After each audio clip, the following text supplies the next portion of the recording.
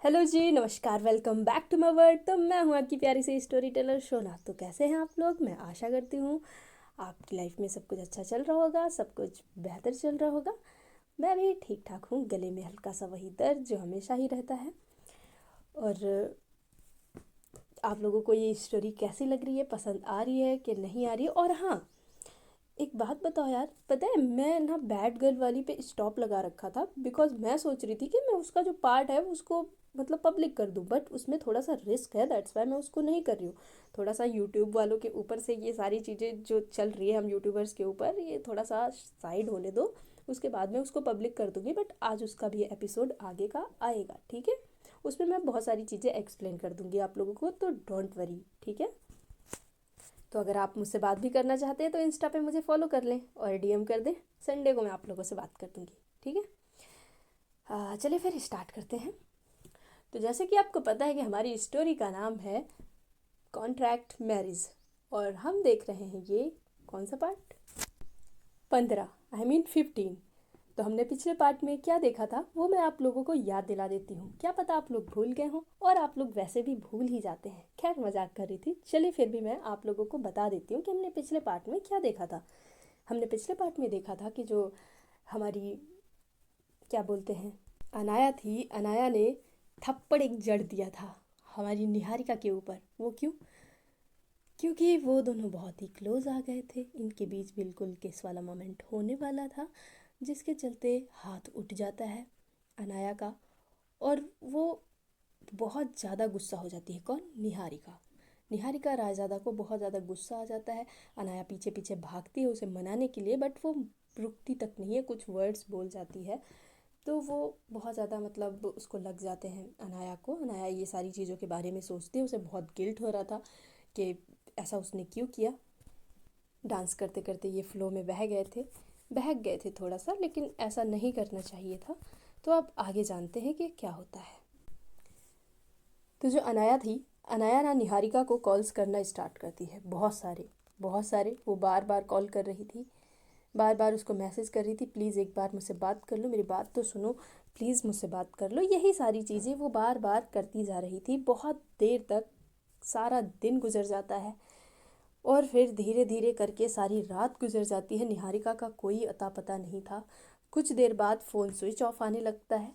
ये सारी चीज़ें मतलब चल रही थी। और जो अनाया थी वो रात भर परेशान रहती है, दिन भर परेशान रहती है। वो, उसको महल से जाने की इजाज़त भी तो नहीं थी, और वो जानती भी नहीं थी कि निहारिका रहती कहाँ पे है, होटल उसका कहाँ पे है। वो ये सारी चीज़ें जानती ही नहीं थी। तो चाह कर भी वो महल से बाहर जा नहीं सकती थी, उसकी ये मजबूरी भी थी। तो वो अब क्या करे, बस उसके पास एक फ़ोन ही था जिसके ज़रिए वो उससे बात कर सकती थी, उससे मिल सकती थी, उसे अपनी बात क्लियर कह सकती थी। लेकिन अब तो वो रास्ता ही ख़त्म हो चुका था। अब सुबह का टाइम था। टेबल पर विक्रम और राजमाता बैठे हुए थे। अनाया बहुत प्यार से ब्रेकफास्ट सर्व कर रही थी, पर टेंशन बहुत थी। चेहरे पे ऐसे शांति लेकर बैठी थी कि जैसे कुछ हुआ ही नहीं है।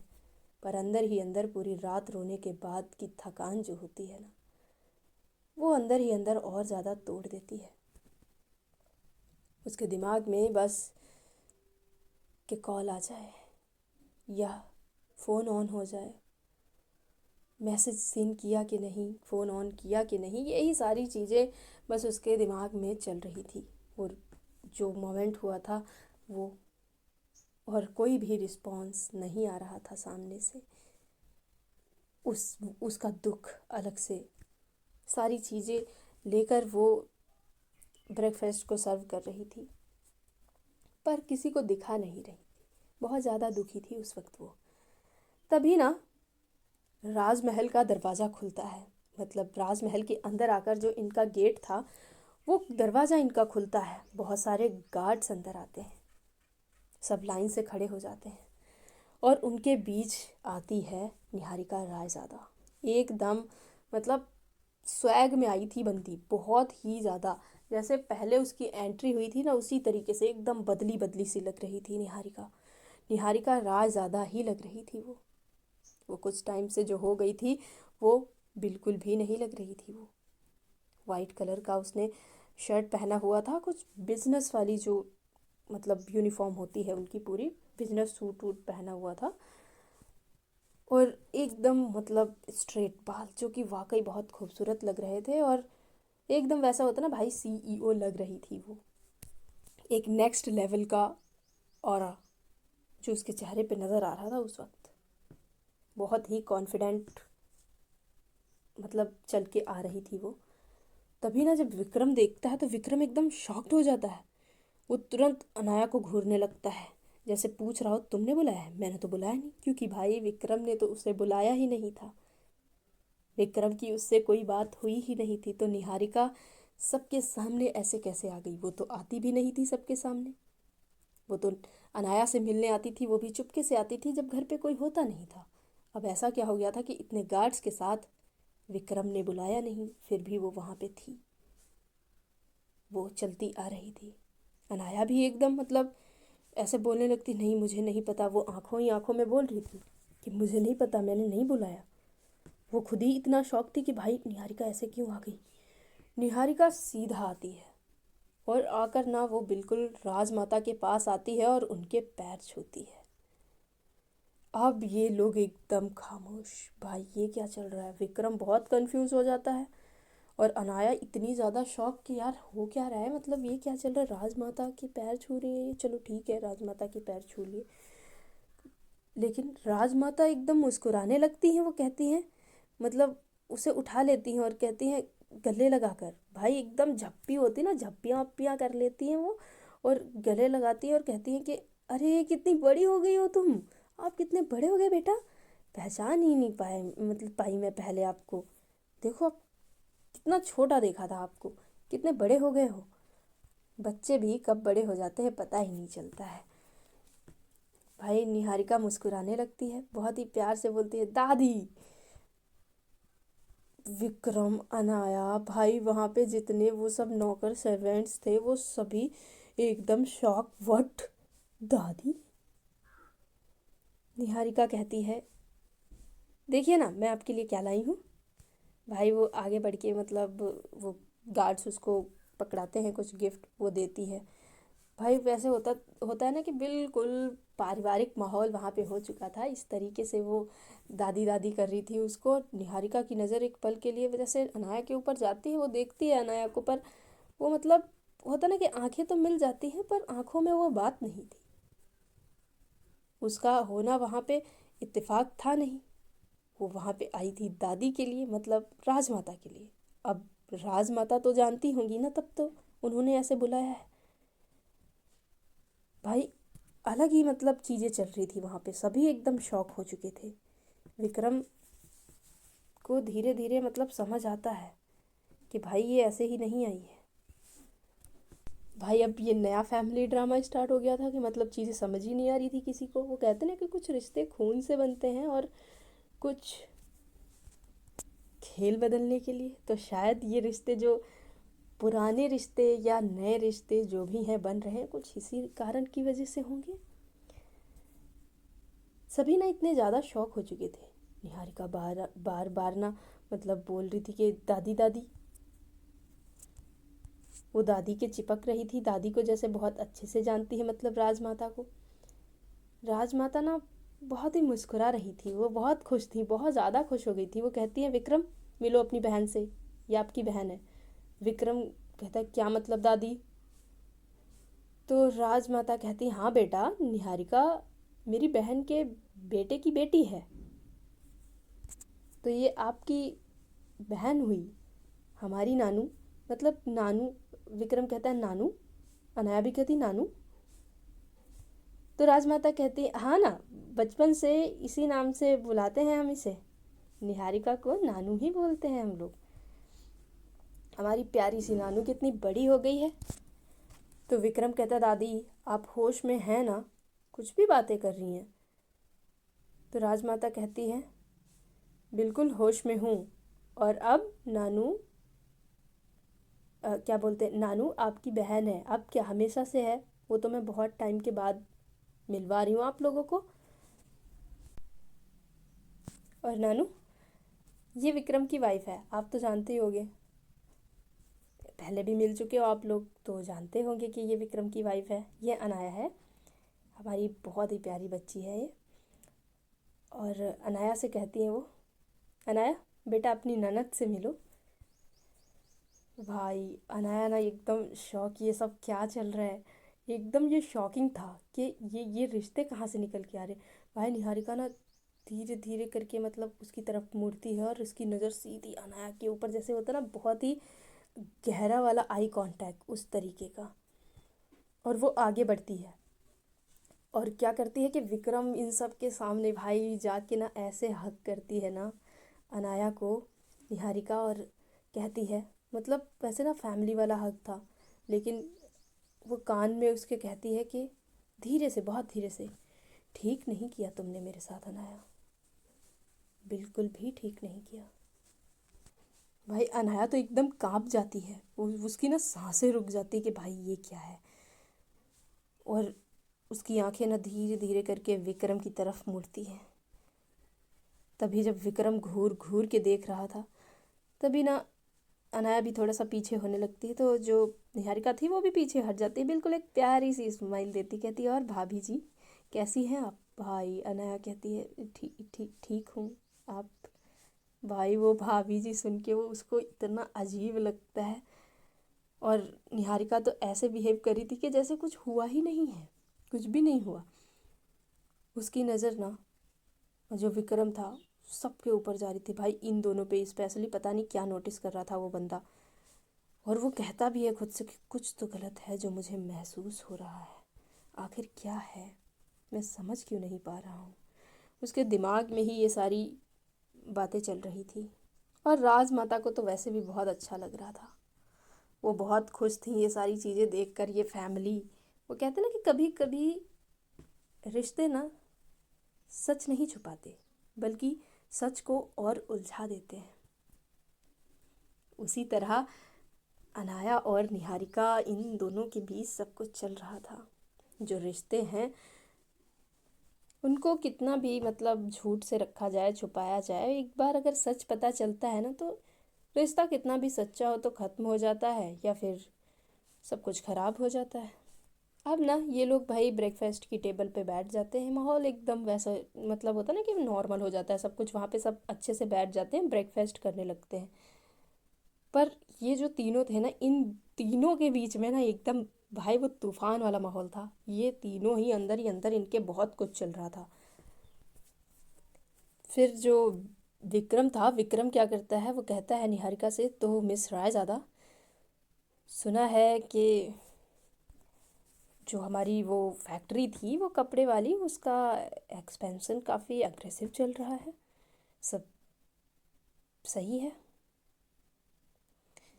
तो निहारिका कहती है सिर्फ अग्रेसिव नहीं मिस्टर राजपूत, प्रिसाइज भी है। जहाँ लोग रिस्क देखते हैं वहाँ मैं अपॉर्चुनिटी देखती हूँ, और ये ऑफ़र तो आपने ही मुझे दिया था, मुझे वो अपॉर्चुनिटी आपने दी, उसके लिए थैंक यू सो मच। भाई ये लोग अब ब्रदर एंड सिस्टर तो ऐसा नहीं बन सकते ना। और वैसे भी ये दोनों एक दूसरे को पसंद तो करते नहीं हैं, बिल्कुल भी, ऐसे ही साफ दिखता है। पता नहीं विक्रम का वो, विक्रम ने क्या सोच के उसको यहाँ बुला लिया था। तो इन दोनों के बीच बहुत सारी ये बिजनेस की बातें चल रही थी। तो विक्रम कहता है अपॉर्चुनिटी या टेक ओवर। भाई हल्की सी स्माइल के साथ ऐसे बंदा बोल रहा था ना हर एक चीज़ को, वैसे हाँ अपॉर्चुनिटी तो नहीं थी, टेक ओवर किया था मैंने। अच्छा ही किया है ना मिस रायज़ादा। निहारिका कहती टेक ओवर तब होता है जब सामने वाला वीक हो, कमज़ोर हो। आप वीक तो नहीं हैं ना, राइट। तो फिर आपने टेक ओवर नहीं किया है, बस एक अपॉर्चुनिटी दी है मुझे। तो ये टेक ओवर, इन सारी चीज़ें जो ये बातें हो रही हैं, प्लीज़ इनको ना करें भैया। भाई ऐसे वो बोल रही थी ना, विक्रम को भी अजीब लग रहा था। विक्रम कहता है कमज़ोर तो नहीं, पर मुझे ना केयरलेस लोगों को कंट्रोल करना बहुत अच्छे से आता है। भाई वो कहीं की बातें कहाँ लेकर जा रहा था। वो अनाया की तरफ देख रहा था। केयरलेस से मतलब उसका था अनाया से। अनाया की तरफ ऐसे देख रहा था, फिर ना अनाया का उस वक्त चम्मच रुक जाता है। वो समझ जाती है ये बात उसी के लिए है भाई। पर देखा जाए तो वो केयरलेस तो नहीं है यार, इस विक्रम ने उसको बेवकूफ़ बना रखा है। और निहारिका, निहारिका भाई ज़्यादा वो कंट्रोल नहीं कर पाती है। वो ऐसा होता है, उसको गुस्सा आता है तो दिखा देती है, पर इस बार ना जाने क्यों वो हर एक चीज़ को बहुत कंट्रोल कर रही थी। वो कुछ पल के लिए अनाया की तरफ देखती भी है, पर बहुत गुस्सा आ रहा था उसको। मतलब ऐसा था ना कि भाई उसको वो सारी चीज़ें रिकॉल होने लगी थी जो उसने, मतलब अनाया ने उसके साथ किया था, वो थप्पड़ वप्पड़ ये सारी चीज़ें। तो भाई उसको रिकॉल हो रहा था, तो उसकी आंखें एकदम लाल होने लगती हैं। तभी ना राजमाता थोड़ा सा गुस्से में आ जाती है। वो भी कहती है बस, खाना खा रहे हो या मीटिंग कर रहे हो? खाने के टेबल पे कोई भी ये बातें नहीं होंगी। जब देखो काम काम काम, ये बच्चे भी ना। भाई विक्रम कहता है ओके दादी, नहीं कर रहे हैं भाई। निहारिका भी स्माइल करने लगती है, ठीक है ना। फिर राजमाता कहती हैं यहाँ बिजनेस की कोई भी बात अब नहीं होगी। भाई अब मना कर देती हैं मतलब राजमाता। फिर ये लोग ना मतलब नॉर्मल हो जाते हैं। फिर ऐसा होता है कि राजमाता जो थी वो बहुत प्यार से बोलती है अनाया बेटा, नानू को राजमहल घुमा कर लाओ थोड़ा सा। वो आई है और आप लोग उससे बात भी नहीं कर रहे हो। जाओ राजमहल घुमाओ, दिखाओ हमारा राजमहल कैसा है, कितना अच्छा है, दिखा कर लो। अनाया कहती है जी मैं तो। राजमाता कहती है तो और यहाँ कौन है बेटा, आपको ही जाना पड़ेगा ना, चलो घुमा के लो। भाई निहारिका तो तुरंत उठ जाती है और वो कहती है चलिए भाभी जी, भाभी जी चले। भाई अब ये दोनों मतलब साथ में उठते हैं और विक्रम की नज़र भाई इन दोनों के मतलब पीछे ही थी। उसका ना पता नहीं क्यों उसको अजीब चीज़ें लग रही थी, उसको चीज़ें सारी बहुत उलझी हुई लग रही थी। वो कुछ समझने की कोशिश कर रहा था। और ये दोनों भाई साथ साथ ही चल रहे थे। वो कहते हैं ना कभी कभी एक साथ चलना सबसे खतरनाक सफ़र होता है। उसी तरीके से जो उसके लिए, अनाया के लिए बहुत खतरनाक हो रहा था भाई, क्योंकि जो निहारिका थी वो कुछ बोल ही नहीं रही थी, उसको कोई मतलब नहीं था, बस वो पता नहीं क्यों इरिटेट करने के लिए अनाया को साथ में चल रही थी। उसको उससे कोई भी लेना देना नहीं था। तभी ना विक्रम का फ़ोन आ जाता है। वो उठकर वहाँ से चला जाता है बाहर। अब ना ये अनाया और निहारिका जा रहे थे। भाई हॉल इतना बड़ा था, राजमहल था, जाने में इतना टाइम लगता है। और राजमाता तो अपना मतलब बिजी हो जाती है वो। अब भाई अनाया क्या करती है, जल्दी जल्दी ना चारों तरफ देखती है। थोड़ी आगे जाकर वो चारों तरफ देखती है। फिर अचानक ना मतलब वो देख लेती है कि कोई है कि नहीं है। फिर अचानक ही वो निहारिका का हाथ पकड़ती है और कहती है चलिए मेरे साथ, बहुत हो गया आपका। भाई वो लेकर जाती है गार्डन में। मतलब वहाँ का जो गार्डन था, महल का जो गार्डन था, उस गार्डन में वो उनको लेकर जाती है, मतलब निहारिका को लेकर जाती है।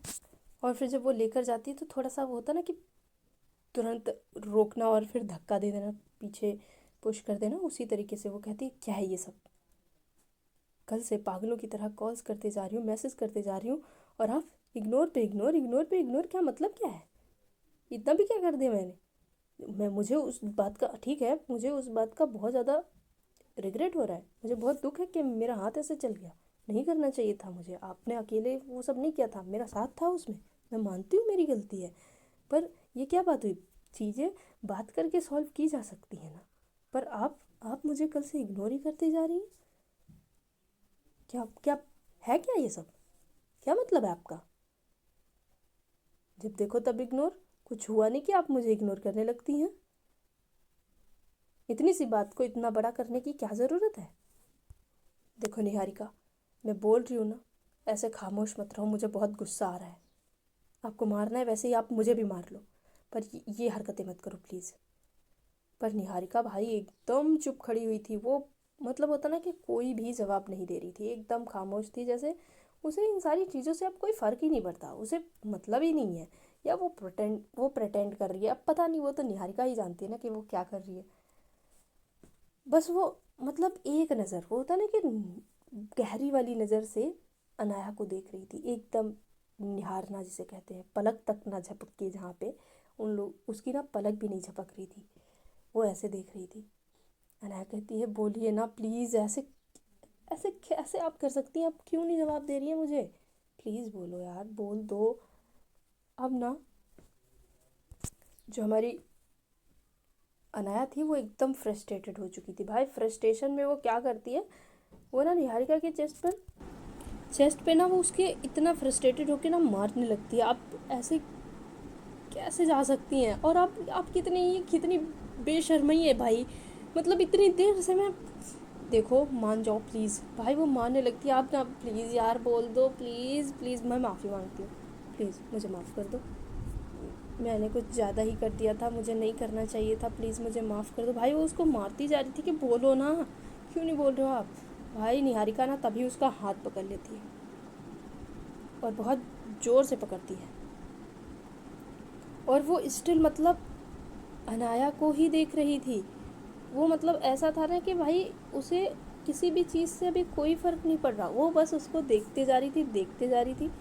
और अनाया, वो देख क्यों रही थी अनाया को पता है, क्योंकि अनाया ने ना एक बहुत ही अच्छी साड़ी पहनी हुई थी भाई, जिस साड़ी में वो काफ़ी मतलब वो लाइट पर्पल कलर में होता है ना, वैसा था। तो उसने वो साड़ी पहन रखी थी, और वो ना वहाँ गार्डन में हवा में उसका जो पल्लू था वो भाई उड़ रहा था, और जो कमर थी एकदम साफ नज़र आ रही थी, और उसके चेहरे पर वो मासूमियत, वो इमोशंस, मतलब जो इमोशंस थे वो निहारिका को बहुत ज़्यादा अच्छे लग रहे थे। और जो कमर वमर थी उस पर बार बार नज़र जा रही थी हमारी निहारिका की। तो निहारिका की नज़रें ऐसी थी कि वो भाई पल के झपक नहीं रही थी उस वक्त। और इस बार इतना कुछ हो गया था तब भी भाई हाथ भी पकड़ लिया था उसका, फिर भी उसकी नज़रें नहीं हटती हैं, वो पल के झपकती तक नहीं। तभी ना निहारिका बोल पड़ती है, कहती ओह तो तुम्हें जवाब चाहिए या फिर मैं चाहिए, डिसाइड कर लो क्या ज़्यादा मायने रखता है। अनाया कहती है कि मतलब कुछ कह ही नहीं पाती है, जैसे होता ना कि भाई उसके शब्द ही नहीं निकलते। निहारिका उसके और करीब आती है, थोड़ा सा पास आती है और कहती है कॉल्स का जवाब तब देती हूँ जब सामने वाला सच में समझता हो, और तुम तो भाग रही थी, तुम आज भी भागोगी, तुम कल भी भागोगी, तुम कल भी भाग रही थी। अनाया कहती है मैं ना बस डर रही थी और मुझे डर लगता है। अनाया कहती है और मैं रुक गई थी, पर तुमने मुझे फिर से मजबूर कर दिया कि मैं जाऊँ। दोनों बेहद करीब आ चुके थे, पर निहारिका ने अभी भी उसका हाथ वैसे ही पकड़ा हुआ था, बहुत ही करीब थे। वो कहते हैं ना कि जब दो लोग सच से भागते हैं ना तो सवाल और गहरे होते जाते हैं।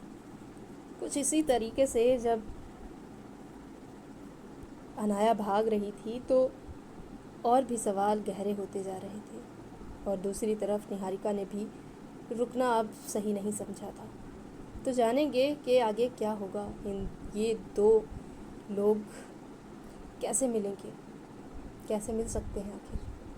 तब तक के लिए आप लोग अपना ध्यान रखें, और आगे स्टोरी देखने के लिए मेरे साथ बने रहें, और चाहे तो मेंबरशिप ले सकते हैं क्योंकि पहले स्टोरी उन्हीं को मिलती है। और हाँ, कैसी लगी स्टोरी कमेंट सेक्शन में बताइएगा ज़रूर। Thank you so much, take care, tata bye bye.